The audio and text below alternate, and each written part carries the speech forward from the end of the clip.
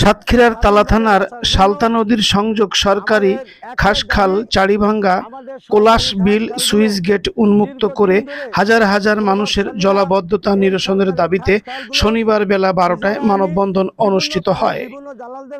মোহাম্মদ সাহেব আলী নিকারীর সভাপতিত্বে মানববন্ধনে অন্যান্যের মধ্যে বক্তব্য করেন মোস্তফা মোড়ল, আতিয়া নিকারী, একরামুল ইসলাম, কবিরুল ইসলাম, মফিজুল নিকারী, মোশাররফ নিকারী, তরুণ কুমার সাহা, মুসলিম শেখ, কোহিনুর বেগম, টুকটুকি খাতুন, তাহমিনা বেগম, আয়েশা খাতুন, শিরিনা খাতুন, রোকেয়া বেগম, খোদেজা বেগম প্রমুখ।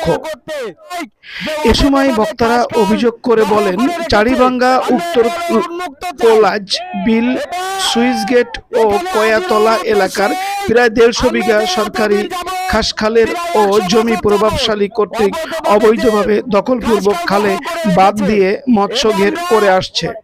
ফলে বৃষ্টির পানি খাল দিয়ে বের হতে না পেরে জিয়ালা নলতা গ্রামের নিকারিপাড়া এলাকায় স্থায়ীভাবে জলাবদ্ধতার সৃষ্টি হচ্ছে। একদিকে শত শত বাড়িঘর প্লাবিত, অন্যদিকে স্কুল, মসজিদ, মাদ্রাসা, রাস্তাঘাট পানিতে তলিয়ে জনজীবন অচল হয়ে পড়েছে।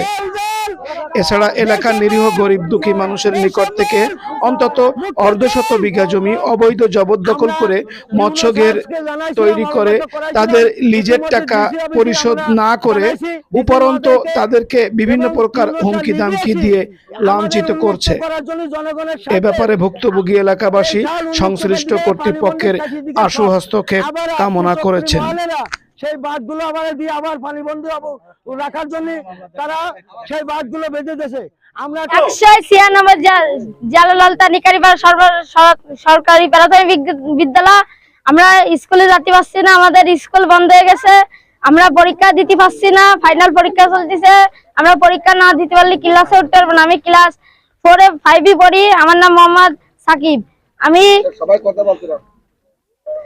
সরকারের কাছে চাই যে আমাদের রাস্তা ঠিক করে দিক, আমাকে স্কুল খুলে দিক। আমাদের স্কুল চলছে না, আমরা প্রায় 1-2 মাস পরীক্ষা দিতে আসছি না।